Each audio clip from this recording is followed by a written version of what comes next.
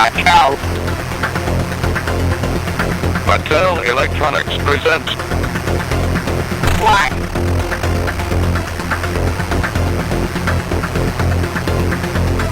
Watch for Flack! I just didn't know what flack was. Flack. Flack! And television's educational. That's right. Yep. There you go. Watch for flack. Where is he? Where is he? Is this episode out? Look out for Flack! So, hold on. So what you're saying, Will, is you didn't know Flack. Yes, I didn't know Oh my flack. god. You don't know flack? Will doesn't know Flack. Look out for Flack!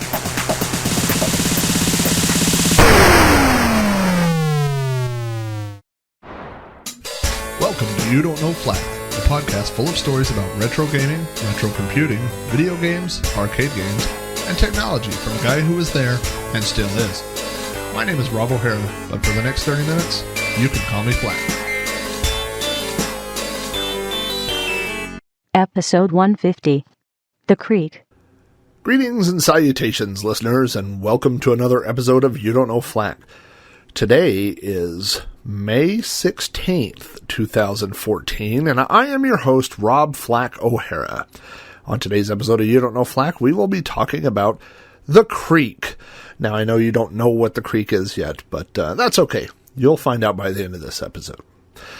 We've got a lot of stuff to cover on this week's loading time, so let's go ahead and get this podcast started loading, and that'll give us a little bit of time to chat. Loading time. Loading time. Loading time. Well, first of all, thanks everybody for welcoming me back. I am going to try to keep a little bit more of a regular podcasting schedule. It's easy to get off that schedule, and once you get off, it's hard to get back on. So I'm going to try to stick with it for a while. Thank you, partially. Well, I do want to say thank you, but I also want to say that one of the things that keeps me going is feedback from listeners like you. It makes me want to keep recording. The idea of doing a show that nobody is listening to seems pointless to me.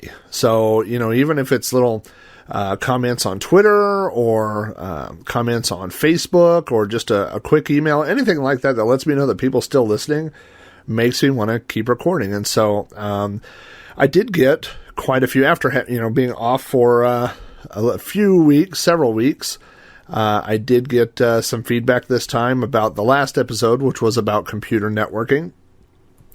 Ryan on Facebook said he remembers going to one pre-internet LAN party and Descent was played. And I talked a little bit about Descent on the last episode. It was a similar to what we would call a first-person shooter, except for you were in a spaceship, and that gave you an extra axis, not just X and Y, but you could also rotate on the Z axis. So it was a lot of fun to play multiplayer, and if you're like me and susceptible to motion sickness, it was a nightmare.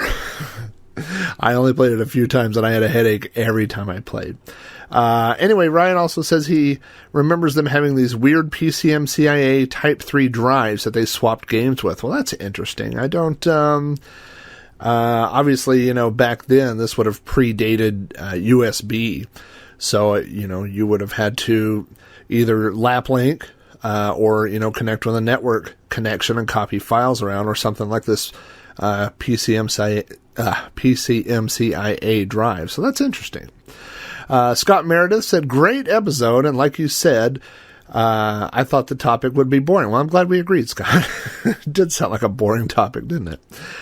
He says he liked the story about Vegas, and that was me talking about the certification stuff.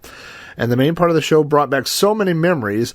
I remember connecting a null modem cable between my 386 SX20 and Amiga 500, and that was to move files back and forth. And that is, one thing that you could do with a serial modem or a null modem cable was you could connect, unlike computers, because basically you're just, at that point, you're sending bits and bytes across the wire and a backup file. So that is cool that you had that experience moving stuff around. I know some friends of mine now even have their Amiga networked to this day to be able to move discs back and forth to him. So cool stuff. Paul Ramos said he liked the episode, and then I brought up a great point about computer knowledge where you would want to learn about something to get a game to run. He says he learned a lot about tweaking autoexec.bat and configsys to get games to run on his first PC, which was a 386-25 with 8 meg of RAM. And that is true. If you didn't live through that era, there was almost a competition to see how much high mem you could have available or how much free memory. And you did this by getting smaller drivers and loading things into high mem and moving things around, doing things in different order. I remember I had this program called Helix Cloaking, I think, that would move drivers around and hide things in memory to get you more, because you would buy a game and it would say, you need at least 550 meg of free 550 meg, 550K of free RAM. And, if you didn't have that much, you might have to have a different config.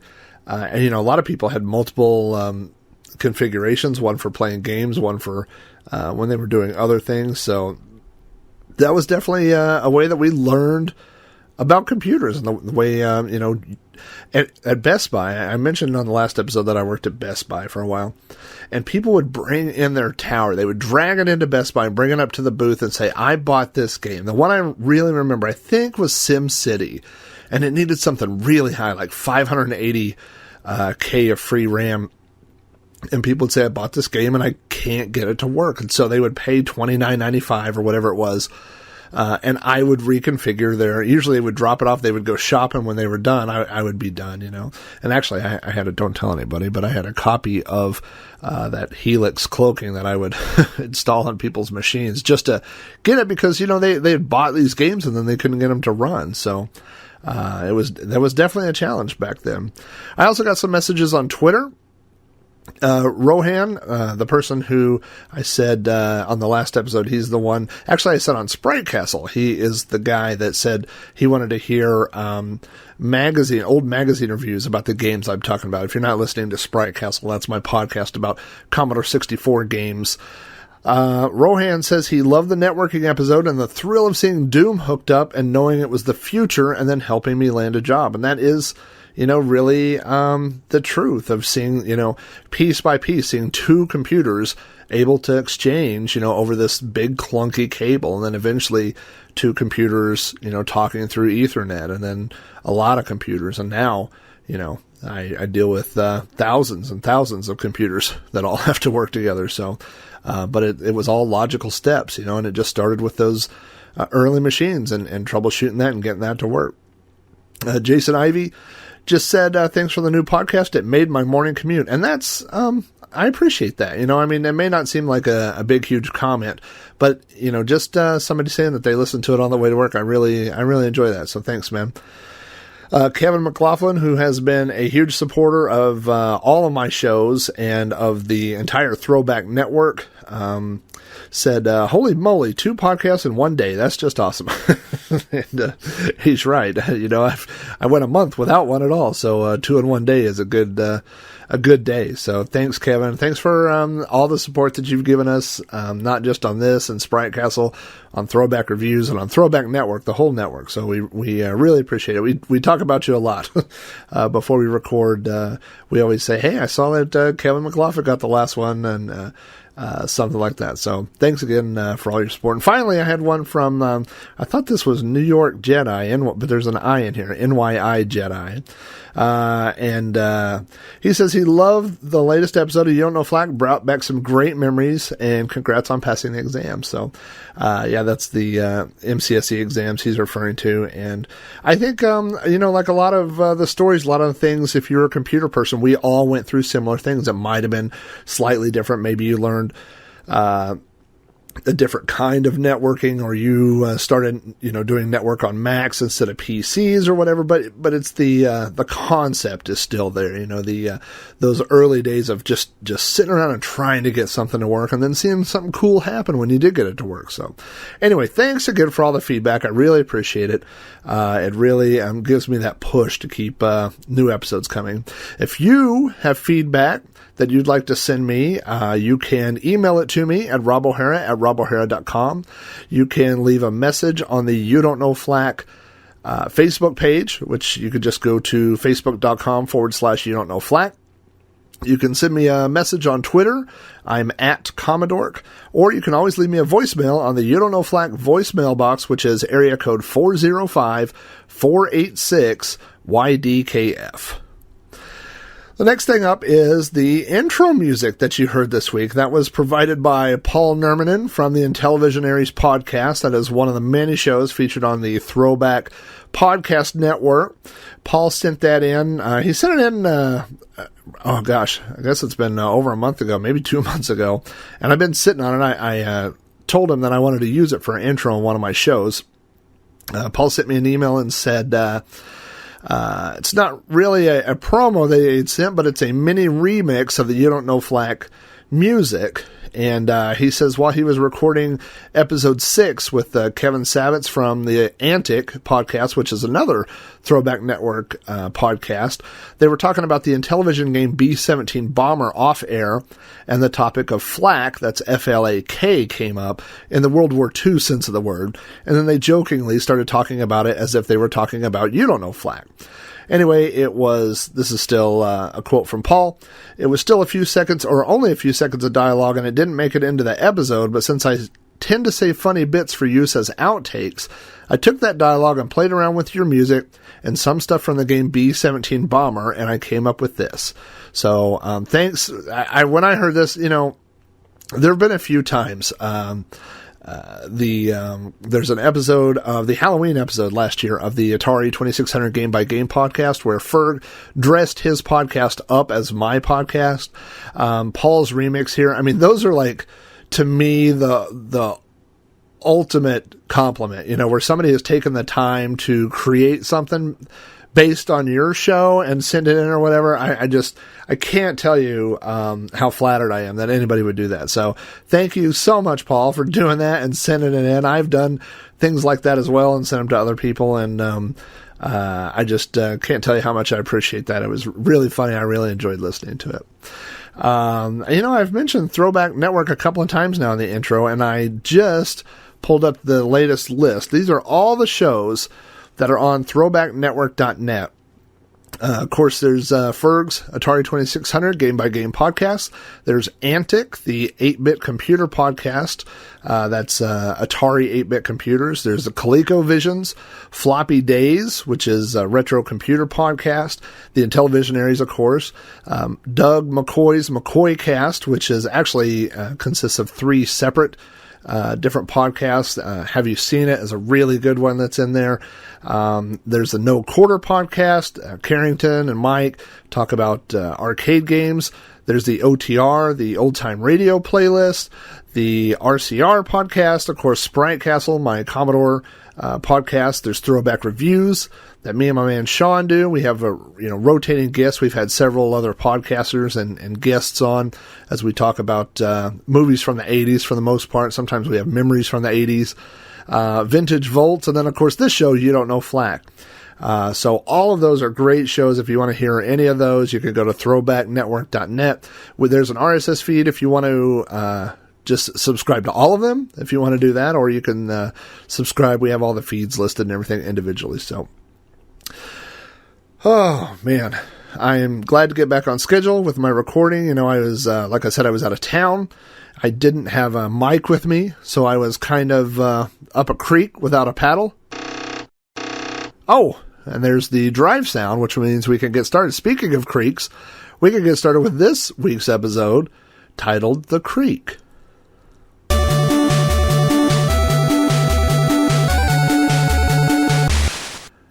I moved to Sun Valley the summer of 1978 when I was 4 years old. Sun Valley is a neighborhood that lies on the outskirts of Yukon, Oklahoma, which itself is a suburb of Oklahoma City. Sun Valley is a neighborhood that consists of 5 blocks connected side by side, so it's a wide and narrow neighborhood. The south side of the street is 10th Street, which runs parallel to I-40, which runs all the way across the country, and to the west is Sarah Road, and both of those are major roads They had 55-mile-an-hour speed limit. So as kids, we were not allowed to cross those roads. So we were kind of limited to the neighborhood, at least on those two sides. Now, on the east side of the neighborhood was wheat fields for miles, so there was really nowhere to go if you headed east. But north of our neighborhood was the creek. And so my backyard was in the corner of the neighborhood, and my backyard actually backed directly up to the creek. Now, the creek was this giant drainage ditch, I guess you would say. It led from Lake Overholser, which is a mile and a half away. The creek was about 20 feet across and maybe 10 or 15 feet deep. As a kid, it was kind of a mode of transportation for us. You could hop in the creek and jut down to someone else's house and then climb back up out of the creek. When we moved to Sun Valley, there weren't any houses on the other side of the creek, but eventually another neighborhood got built over there. And, I had friends that lived over there, so that was the easiest way to get to their house was to go through the creek. Now, I've mentioned before on this show and elsewhere, and as you can probably gather, is that I really grew up, for the most part, being an indoor child. We had computers.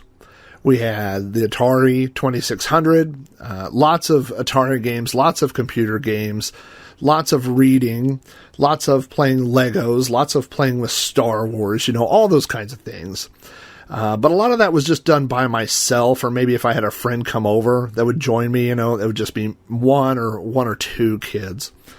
But the neighborhood I lived in, most of the kids that lived around me were more into outdoor things. They were more into playing sports, riding bikes, and of course playing in the creek. So, whenever I went outside, it turns out I spent a lot of time in the creek. So anyway, what I've kind of done is divided up some few thoughts and memories about the creek, and I've split them up into the different seasons. And so we'll get started with spring. Now, of course, in the spring, the creek was full of trees and weeds, and by trees, I mean those weeds that kind of turn into trees when you leave them long enough, and the bottom of the creek was full of, there was some water down there because it was this drainage ditch, and it was full of red mud. Now, if you've never seen the dirt in and around Oklahoma and the Midwest, the Southwest, it's very red. As kids, everybody had shoes and socks and underwear that had been stained red or stained orange from the mud. So anytime you went down in the creek, you either wore old shoes or wore something that you knew you weren't going to be in trouble if you came home and they were stained red.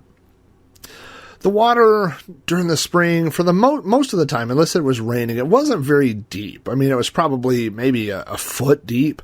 And so there were parts where you could hop across and try not to get wet. You might end up in some red mud, but there was enough water that there were fish in there. There were fish and there were water snakes. Occasionally there were water moccasins and crawdads, lots of crawdads. And I remember going down with my friends to the creek, and you would catch crawdads. And the easiest way to catch a crawdad is they swim backwards. So, if you saw one down in the water, you could put a little Dixie cup behind one and then stick your hand in front of it, and then it would just swim backwards into your cup and you could scoop him up, and so we would do that, and occasionally someone would catch a snake and run around the neighborhood with it, but I'm not a big snake guy, so I try to stay away from the snakes. There were fish down there, and I'm sure they were overflow that had come down from the lake when it rained and the creek filled up a little bit. So occasionally people would catch a small, like a tiny perch or a small catfish. I remember one time when I was a kid, this is kind of silly, but I caught what I think was a flounder. It was like a big flat. I thought when I was a kid someone told me it was a sunfish, but I can't imagine there being a sunfish in a lake in Oklahoma that ended up in the creek. But anyway, it was this big round, like flat kind of fish. And I didn't have an aquarium or anything, but I thought, you know what, I want to keep this guy. He was cool. And I had a little fishing pole and a net, and so I took the fish and I put him in my net and I ran home. And I was like, what can I put this fish in? And I was like, oh, here's a great idea. I could put it in a frying pan. and I'll keep him on his side. And so I filled it up with, an inch of water or whatever a frying pan holds. And I put this fish in there on his side, and he was kind of looking up at me and wiggling his little fins. And I was like, oh, that's great. He'll get used to it. He'll get used to laying on his side. I went outside to go get something. I came back. He was dead. So I don't know why. I guess fish can't live on their sides, but, well, if you take away anything from this episode, there's a little fact, a little fact for you. Fish cannot live on their sides. Anyway, so like I said, it was a water overflow. It was a drainage ditch. Back then it wasn't, paved or anything, it was just, grass and trees and mud and it's where, we as kids would go down and play and hang out. We, occasionally when the water would get a little high, not high, but when there wasn't a way to cross the creek, we would build bridges. We would find like either a telephone pole or trees and things, and we would lay them over and take any spare wood we could find and nail it, to these trees and make little bridges where we could pass. None of this was safe. None of this was anything that you would let your children do today. And maybe that was the point of the creek, and maybe that's why I miss it so much. That it was our own little adventures, our own little world, One thing I remember about the creek is that our parents were always worried about us playing down there. And not when the water was low, but I was always warned that if the water filled up in the creek, that we needed to stay away. Don't get near it. It was very dangerous. And, as a kid, you don't have that concept of, water being dangerous or anything like that. I don't think, I grew up here in what we call Tornado Alley here in Oklahoma. And I remember as a kid thinking, how bad can a tornado be?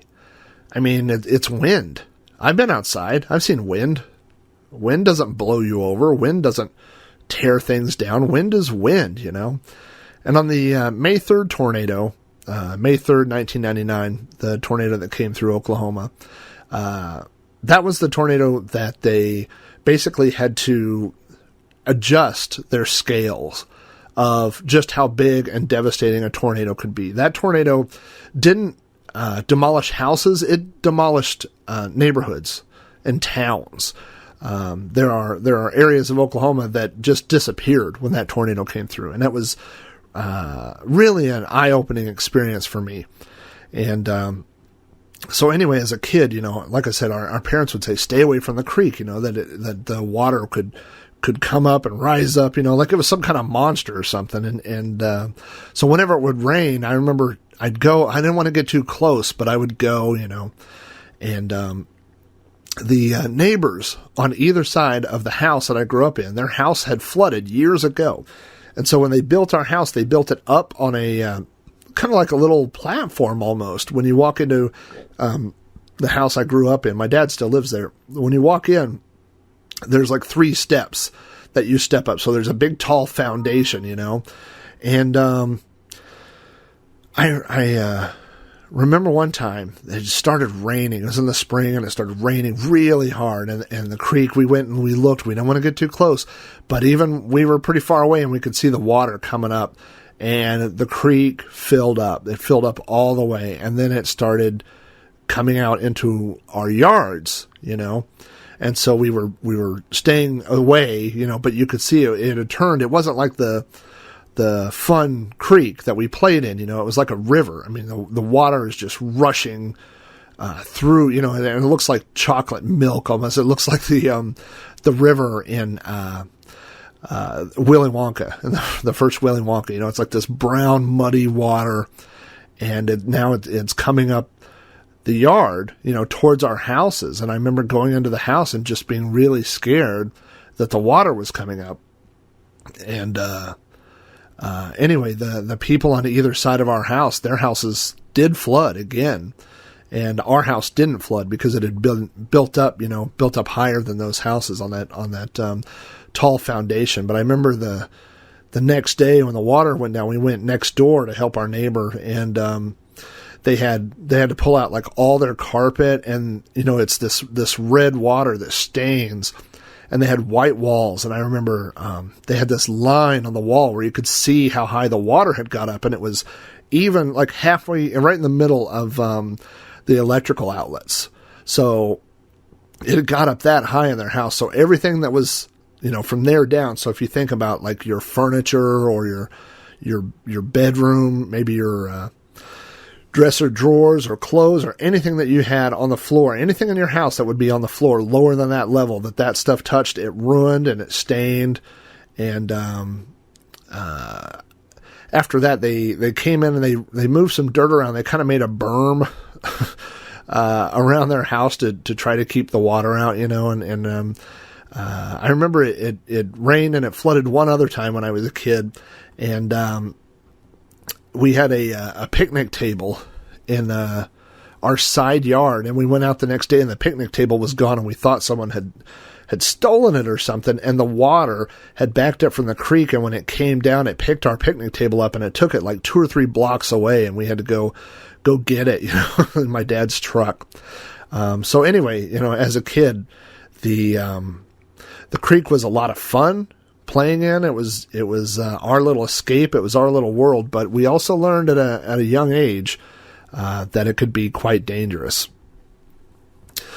So eventually spring turns into summer. Kids get out of school. You have the entire summer to go play and go goof around with your pals or whatever. And for us, that definitely would lead to fun times down in the creek. Now, during the summer, the water would evaporate eventually or drain off, and so the creek would be completely dry. There wouldn't be any water in it. I think I mentioned on an episode of Throwback Reviews where we talked about growing up and riding bikes and doing things, that I had a fort, and I had this fort that was built right up against the edge. It was like the back corner of our property, so it was right next to the creek. And I mentioned on that episode that I had I'd found a piece of PVC pipe, and we cut a little hole in the side of my fort and put the PVC pipe, and we put the other end right at the edge of the creek so we could pee in the pipe. And we would pee in this pipe, and it would drain down, and then it would go into the creek, and that lasted until my mom came out and discovered what we were doing, and then that was the end of that.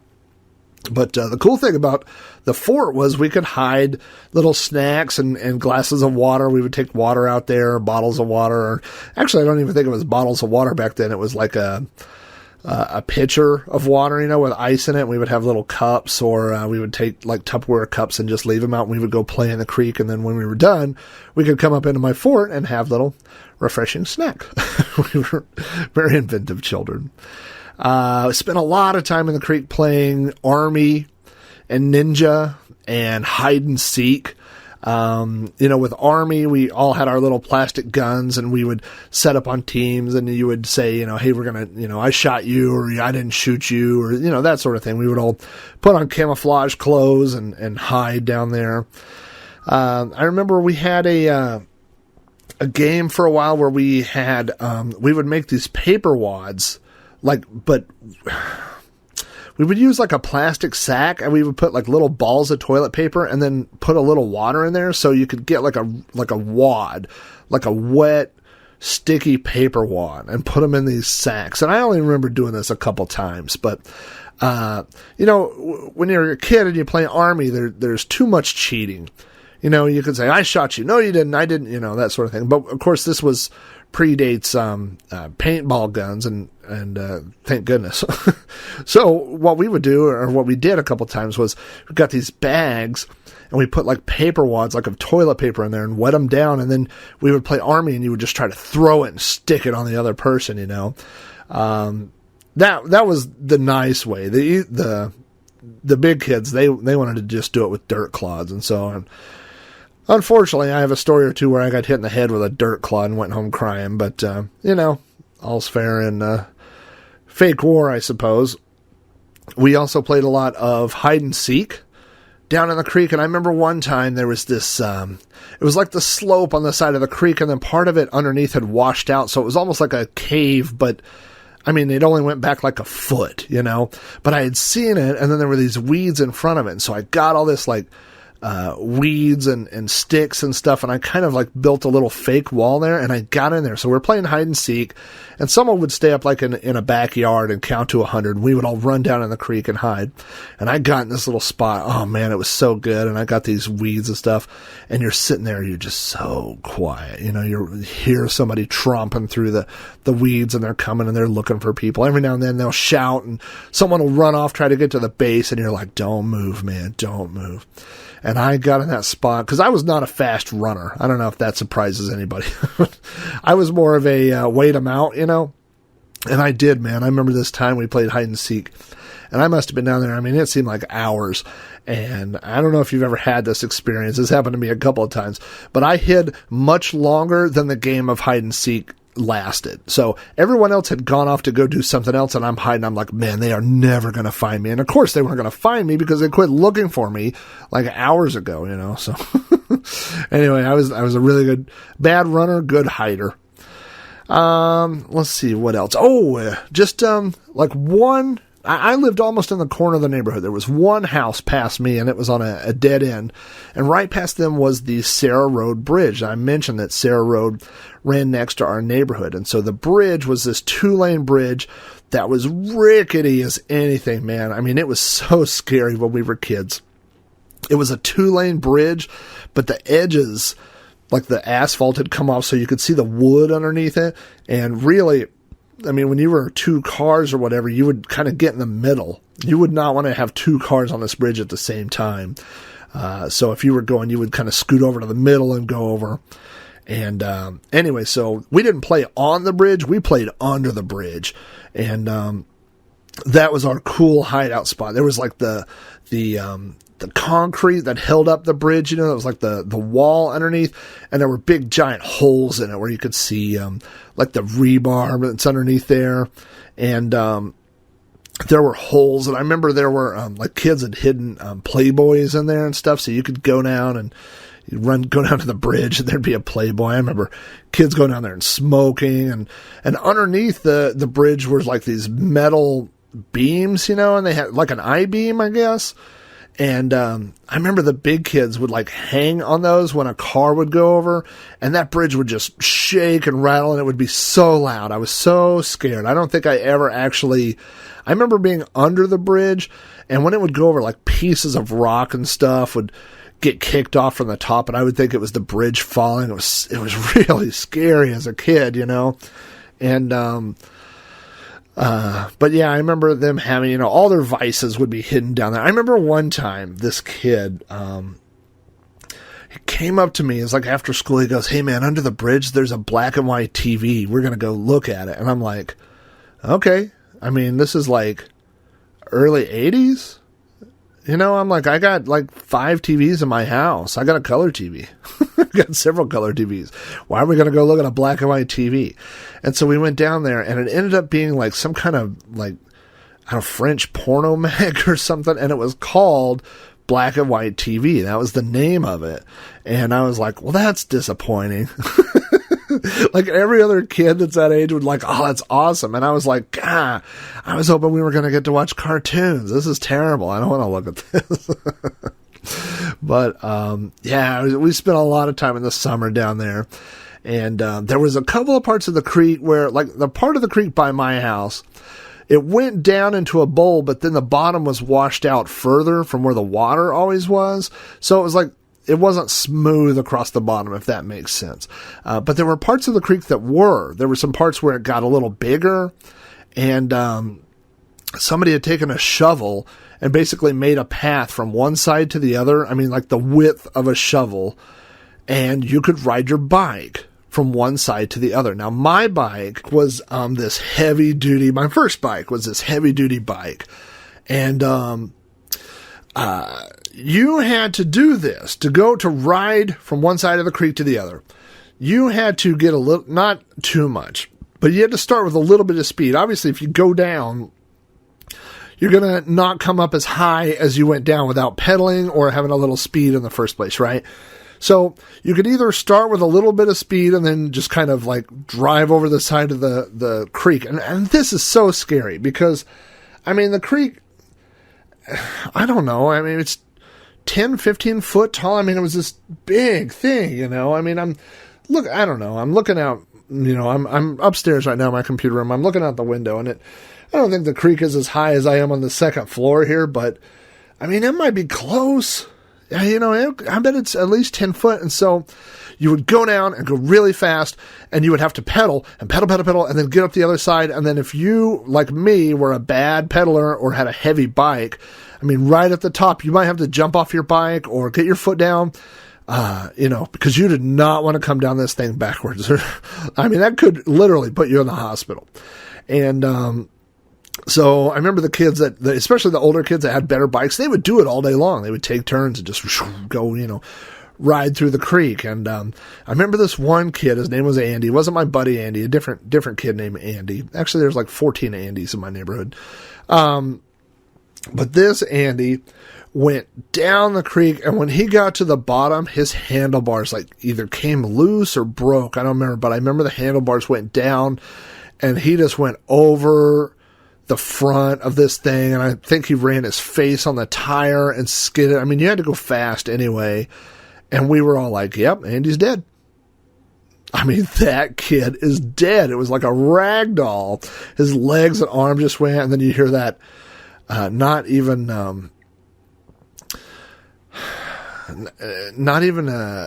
like a scream, but like a moan, you know, just like this guttural, like, oh, and you're like, oh God, this kid's hurt. And I remember this kid going to the bus. I saw him on the bus on the following Monday, and his whole face was like a scab. I remember, I mean, you know, and that's what it was. It was a dangerous thing to do, you know. I wouldn't let my kid do it today. I wouldn't let my kid do a lot of these things, but, yeah, riding her bike, that was like the scariest thing, I think. Either that or being under the bridge, you know, but that's what summer was, man. It was just hanging out in the creek. And, I do remember one other thing we did one summer was, you know, I told you that they had come in with the dirt loaders, and on the side of the creek, they had built these berms up to try to keep the water out. And so I don't know who came up with this idea. I like to blame a lot of this on, quote unquote, the older kids, but it was an older kid. And we decided we were going to like dig a tunnel through this giant berm or something. Now, this is just a bad idea on like 100 levels, but on the surface, number one, we are weakening a berm that is keeping people's houses safe. And number two, this is a bunch of loose dirt and rocks and stuff. So there's no way that once we start tunneling under this, it won't fall in and kill us. Now, none of that stopped us, and we immediately all went home and got shovels, and we spent days digging this tunnel. I mean, like a lot of days. And the neighbor that lived closest to this hole came out one day and was like, what are you guys doing? And we're like, duh, we're digging a hole through this giant berm. And he put a stop to that. I mean, he like called all our parents, and he ran us off. And now looking back, I'm like, God, you know, I mean, if that thing had collapsed, not only would it have hurt somebody, but it definitely would have flooded his house the next time it rained. And they got like this load of like chunks of concrete and rocks and filled up the hole with it, like wheelbarrows, like mini wheelbarrows of rocks, and then dirt on top of that, you know, and it always had this weird look. So every time you could see it from Sarah Road, and we would drive by, and every now and then I would see like the rock sticking out in this one spot, and I would always think of that, you know. But I mean, when you're a kid, you don't think about the consequences, like, you know, somebody could get killed. You're just like, oh, hell yeah, let's dig a big hole. That sounds like a good idea. I don't have too many fall stories that I can think of. You know, fall for me is going back to school. You want to stay out of the creek in your school clothes because you don't want to get them all, you know, muddied up and turned, you know, stained with red dirt. I do remember the creek kind of being like a lonely kind of place during the fall. Like you could go be by yourself. I might go to my fort, but if I didn't want anybody to know I was in my fort, I could go down. I remember by the edge, there were these two trees, and they were, I don't know, maybe 3 feet apart. And they had, where they grew up, the branches had kind of like grown together. So, everything over about 4 foot up was just like this big twisted thing of trees that were combined. But at the bottom, there was an opening. And I remember it was just big enough where I could get in there and sit like cross-legged, and lean up against one of the trees. And there was enough grass and stuff where you could, if you leaned up against a tree, nobody could really see you. But you could see people in the creek, and you could see people in the neighborhood, And I remember sitting out there by myself a few times, just, looking around and watching other people. But it was just kind of a place to sit by yourself and think. I remember one time I ran away from home, and by run away from home, I mean nobody knew, and I went and got some kind of like a Kool-Aid kind of drink, like a juice box, and a bunch of Oreos, put them in my pockets, and I went out and I just sat out there for like 6 hours and just ate Oreos and drank that juice box and talked about how I was going to run away. And no, I don't think anybody knew I was gone. And then eventually, it's Oklahoma. It started getting windy and cold, and I went home because I couldn't live in between 2 trees in my backyard for the rest of my life. But yeah, that was a cool place to go and just be by yourself. There is one fall story that I totally remember this, and this was I guess before I tell this story, I should talk a little bit about Red Dawn. And if you haven't seen Red Dawn, and I'm talking about the original, not the crappy remake, and actually I'm just calling it a crappy remake because it's a remake. I don't really know if it's crappy because I didn't watch it, because I watched the original and it was awesome. That being said, Red Dawn was about a bunch of kids that were basically, they all banded together when Russia attacked the United States, and Russia had gone in, and I think it was in Wyoming, I could be wrong, but they had set up a presence, military presence, and these kids knew how to live off the land. And so anyway, I had seen that movie as a kid, and all the neighborhood kids had seen it, because that's what we did back then, is we watched PG and PG-13 movies, and nobody said anything. And I remember the older kids saying, like, if something like Red Dawn ever happens, we're all going to go to the creek. And that would be like our base, because we knew the creek, and then the Russians would come. They wouldn't know the creek. Only we knew the creek. And we would go down there, and, I mean, in reality, we would all go down to Sarah Road Bridge and then be looking at Playboys until the Russians showed up and shot us in the head. But for some reason, as kids, you're a kid, you're dumb. And we're like, oh, that's what we're going to do. We're going, if there's ever a Russian invasion, World War III starts, we're all going to the creek, So anyway, there's this one time that I talked about red dirt in Oklahoma. And this has happened a couple times since then. It doesn't happen a whole lot, but we would get these dust storms. And we got this dust storm, and it was just blowing all, and I didn't know. It wasn't like a dust storm like it was windy outside, but it was somewhere else. But it blew all this red dirt up in the air, and it was so much that it almost like blocked out the sun. The sun, like the sky had this red tint to it, and the sun was like, it made it where you could like look at the sun. It was probably cloudy or overcast to begin with, but it just had this eerie red look. And there was a kid that my mom used to babysit kids, and there was a kid who was a couple of years older than me. His name was Will, and he actually committed suicide. It was really, really upsetting for me, like when he was a teenager. But anyway, my mom used to babysit him, and so we would hang out all the time. And he was like that cool older brother, but like a tech kind of, like the guy that would show you, and I don't want to get off on a side tangent about Will, but I think all the time, like he died before. I mean, we had home computers, but I mean, he died before the internet. He died before all these things, and I was like, God, he would totally love. He was like my Star Wars buddy. He was Zoids, if you remember Zoids, these little wind up like mechanized, dinosaurs and stuff. He was my Zoids friend. And I just think, man, he would so dig all this stuff that we do today, all the video games and all that. But anyway, so Will and I were hanging out one day, And I don't know if he was lying to me or if he really believed this, but he was like, you see this? And I'm like, yeah, we're looking at this red sky. And he's like, that's like nuclear fallout. It's like, there's been a nuclear attack. I'm like, what do you mean? He's like, that's why it's all red. You know, it's a nuclear bomb. And we were like, we got to get to the creek, man. That's what we did. We went to the creek and we went down there and, you know, we were like making all these plans, and then eventually my mom was like, you know, come home for dinner. And then we went home, and there was not a nuclear attack. It was just, you know, red dirt up in the air. But boy, I sure remember thinking that might have been World War III right there. And it was just going to be me and Will down in the creek, you know, and stack of Playboys. Anyway, the creek really began to change during winter. First of all the vegetation died and went away. All the weeds died, you know, so that it kind of emptied out. If there was water in there from the fall, from any fall storms, it would freeze. And we would go down and it would freeze like because the wind would come down through there and it would be so cold. So it would freeze like really thick. And we would go down there. I mean, we would have like 5, 6, 10 kids standing on the ice playing kick the can, like, you know, hockey, but just kicking a can around. Now, I mentioned that this was overflow from a lake called Lake Overholser. And we would try to walk to Lake Overholser. Now, the problem is that the further you go, the bigger the creek gets, like it gets wider and deeper. And so the ice is getting thinner.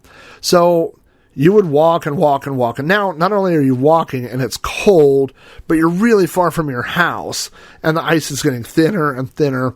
And then you'd start to hear it crack, you know, and then everybody would like stop where they were, don't move, and then start walking. And inevitably, every time we did this, at some point the ice would break and somebody would go through into the water. Now, it wasn't deep water. I mean, this is probably knee-deep water. But, now, it's like, well, you know, there goes Will, and he's going to die. Because Will's going to get frostbite, and Will's going to die. So now it becomes, is anybody going to walk back with Will? Because Will's got to get home and change clothes because he's already numb, and he can't feel his toes, and he's wet. So is somebody going to walk home with Will before he dies, or is Will on his own? And usually Will would be on his own, or whoever went through the ice. You know, half the time it was me. And I remember you just walking back and you can't feel your legs. You're like, oh, I'm going to die. My feet are so cold. I'm frozen. Can't feel my feet. And that is little Robbie O'Hara, 12-year-old impersonation of me. Occasionally, I don't remember doing this very often, but we would slide down the side, you know, down into the bottom or whatever, like when it was snowy or icy. But I don't think we did that very often because the creek was like really lumpy. You know, there was like all these bumps and rocks and little tree stumps and stuff. So there wasn't very many areas that were just like smooth. And plus it was steep. So it would have just shot you like crazy, you know. So I don't think we ever did that too often. I do remember like once or twice. But now one thing I do remember doing, which is a terrible story, is throwing snowballs at cars.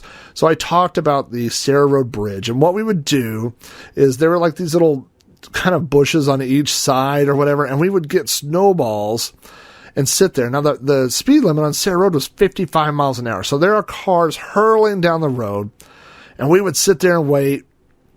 And when a car would go over the bridge, you know, somebody would stand up and pelt them right with the snowball, one or two. And occasionally they would hit their brakes and then they would keep going, you know. But I do remember one time there was a kid, like we were all making our little snowballs or getting ready for our attack. And there's a kid who's like off on his own. We're like, I don't know. I mean, I don't even remember wondering what he was doing. I just do remember noticing he wasn't with the rest of us. And what he was doing was making ice balls. He was taking snowballs and then dipping them down in the water. And it was so cold that they were freezing into these, you know, big chunks of like round ice balls. And so I remember I was at the bottom of the creek, and some of the big kids were up there, and this kid was up there, and you know, like he's got one just in his hand. He's ready to let it fly. I didn't even know.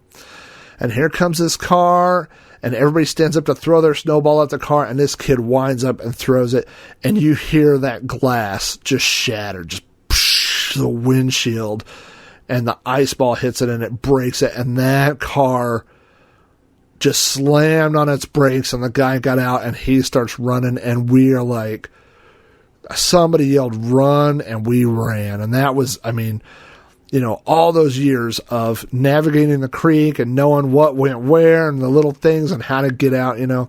And that guy was coming into the creek and I was just running. I don't know where anybody else was. I don't know where they ran to.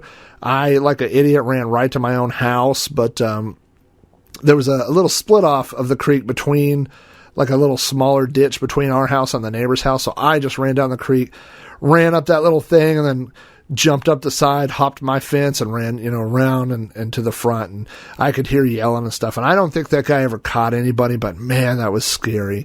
And I don't, why would you throw an ice ball at a car? It's dumb, man. I don't know. It's just stupid. But anyway, now my senior year of high school, so this would have been 91, someone announced that they were going to pave the creek. And I thought that was the coolest thing. They were going to come in and cement the whole thing. And that was so awesome because, you know, this would have been, like I said, 91. I was at the upper end of my skateboarding era. I mean, I started skateboarding in 85, roughly 86, somewhere in there. And so I'd been, you know, doing a lot of skateboarding, but maybe not as much my senior year. And, but, you know, having a concrete half pipe in my backyard, are you kidding me? That would have been so awesome. And so they came through, and as they started on it, what we realized is it wasn't going to be rounded, which obviously makes sense, you know. It was flat on the bottom and then these really steep sides. And I was so bummed. I was like, oh man, I thought I was going to have like my own skate park on the side. And, anyway, so, my good buddy Andy, and God bless him, I've talked to Andy into so many stupid things throughout the years. I mean, I've known Andy since I was 4 years old, and we're still friends today. And I'm sure if I came up with something stupid, he would be along for the ride. He's just a good guy. He's one of my best friends. And anyway, as they were concreting the creek, they had these entries where you could drive down, like drive a bulldozer down there to do work. And I talked to Andy one night. We'd got off work. We both worked at Pizza Hut. And we got off work, and I was like, dude, we were in his car. He had a 280ZX. I'm like, dude, we got to drive down in the creek. We have to do it, you know? And he's like, no, that's a terrible idea. And so this is like how it worked. Like he's the voice of reason and I'm the devil on his shoulder. So I'm like, no, man, we've got to do it. So he's like, okay. So I talk him into it. And they're working on this. And I mean, it's like 5 blocks long. So our whole plan is to drive down the 5 blocks, and then drive out the other side before anybody notices, you know. So we get off work and it's like midnight. We drive down in his 280ZX. He's driving real slow. And his 280ZX, I'm not sure if it had a muffler. Maybe it had one and it had a hole in it. Maybe it had fallen off at some point. I don't know. But it was, you know, it sounds like all the racing Hondas that are on the road today, you know. So it goes down and it's just amplifying, and these concrete walls, you know, and we start driving. And then I'm like, you know what? This is so much fun. I'm going to start honking his horn. So I'm reaching over and I'm honking his horn, and, you know, the car, and people's porch lights are turning on as we're driving down, because people are like, what the hell is this car doing in the creek? And so we're driving and he's speeding up. He's like, stop hitting the horn, man. We got to go. And he's going. And we get to the end of the creek and the little ramp where we're going to exit, and there is a bulldozer parked on it. There is no exit for us. And the bottom of the creek, I mean, I don't know how wide it was, like 10 feet, 12 feet. I don't know. But now we have to turn his car around in it. And it's like, it's not even wide enough to do it. So we have to do like an 80-point turn where he's like backing up, forward, backing up, forward, backing up. And then as we're coming back down, now there are people like in their robes standing in their backyards, like yelling at us, and we're like, sorry, you know, and I'm like still trying to honk the horn. Andy's really mad at me. But we didn't make it out and successfully avoided prosecution on that one. You know what? He had a really unique looking car, so it would be surprising to me. Maybe they didn't identify it because it was still dark down there, but yeah, I don't know how, but we got away with that one. So the idea was if they concreted this thing that it wouldn't flood anymore, and so they succeeded in that. On the back of our neighborhood, we never had a fence, like a chain link fence or anything, and they came in and they moved our yard back like another 4 feet, and they put this giant fence back there, and there's no gate. When I was a kid, we had a little fence, but there was a gate, and you just opened it, and then you could go down in the creek. But with this new one, there's no gate. And I remember one time, like right after they finished it, I hopped the fence, you know, and I slid down the side like on my hands and feet, you know, and I could not get back up. It was too steep.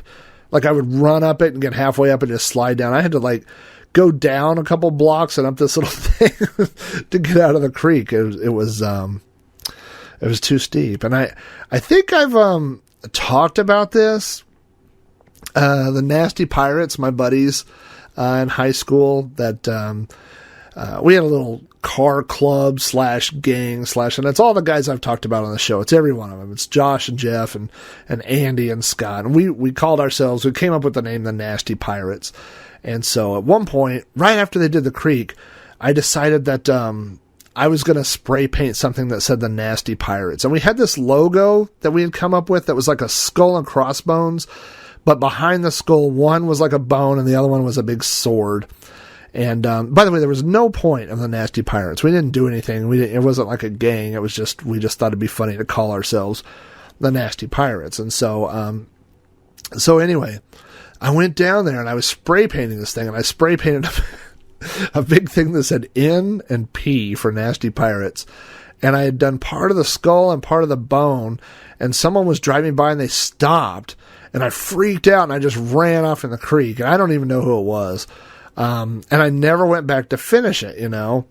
And anyway, when I looked at it later, I had like the sword and part of the bone and this NP. And so someone started a rumor that it stood for no penises. And it looked like someone was cutting like a wiener in a sword. And I never told anybody because I didn't want to get in trouble for spray painting on it. So I let everybody, I think eventually it either washed off or they painted over it or something. But that was like the big rumor on the bus, and I never told anybody that. So there you go. There's an exclusive story on You Don't Know Flack.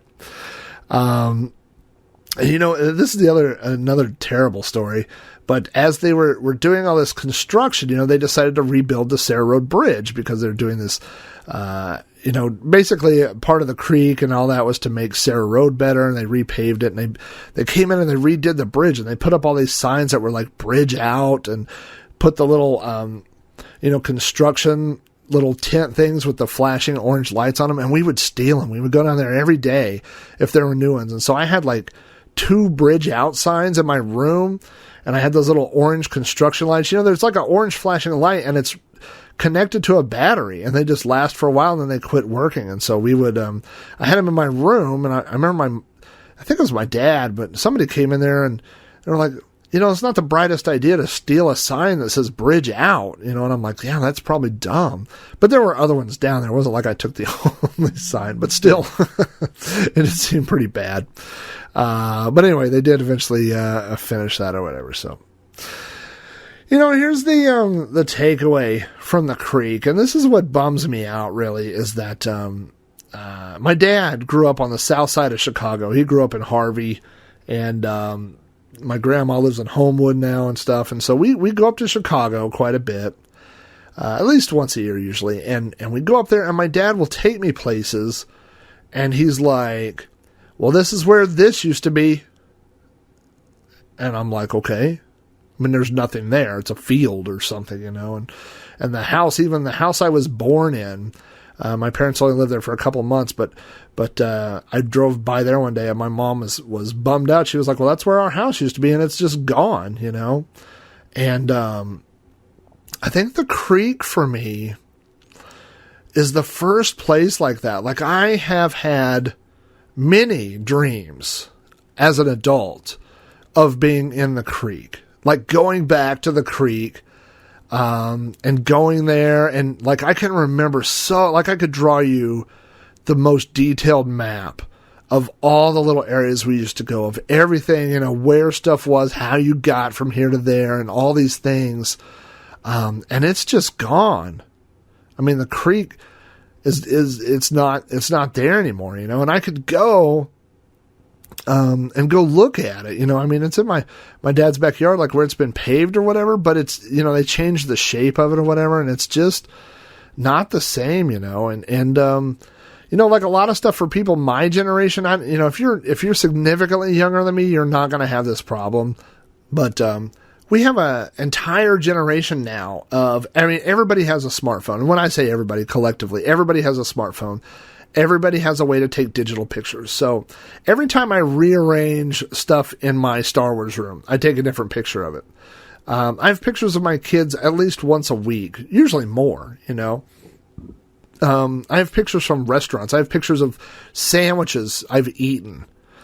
I have pictures of everything, you know, and I mean, it's not just, I mean, half of that revolution was digital, you know, when we switched from digital to film, or sorry, from film to digital. You know, I mean, when you took film, it cost money and you had to go get it developed and maybe the pictures didn't come out and whatnot, you know, but when we switched to digital, it was like, wow, these are free. I'm going to take 800,000 pictures. And we did, you know, but combine that with the fact that now your camera's built into your phone. And I mean a decent camera. I mean, I have a DSLR camera that I haven't taken out in probably 3 months now because on our last vacation, I didn't take my camera. I just took my phone and we took pictures of whatever we wanted to see on the phone, and that's good enough. You know, I mean, maybe not to print a poster, but I don't print a lot of posters, you know. So if you're, you know, of a certain age today, maybe if you're 20, you know, then you've grown up over the last 10 years with cell phones and camera phones and things like that. But there's a significant portion of my life that there are no pictures of. There are no pictures of the creek. And it's just not there anymore. And so I think if you look at a bigger picture, if you look at my life in general, when I look at the things I collect, I mean, and I could just look around this room that I'm sitting in. I am surrounded. Like the shelf directly behind me has pretty much every Star Wars figure I've ever owned. I mean, the ones that I got in 1978 that Santa brought and put in my stocking are sitting right here next to me. And on the shelves to my right are, you know, Tron action figures and things from the 1982 World's Fair. And, you know, it's all these things that just remind me of, you know, places I've been and things I've seen and things I've done. And I think that's what bothers me so much about the creek. I think that's why I dream about it at night, is because it's gone and there's no pictures of it and there's no anything. There's no, you know, if you went there today, you would not see any of these things I've talked about today. So I don't know. It kind of is what it is, but I think that's the thing that bothers me the most about it, is that I had such great childhood memories of it, and it's just gone.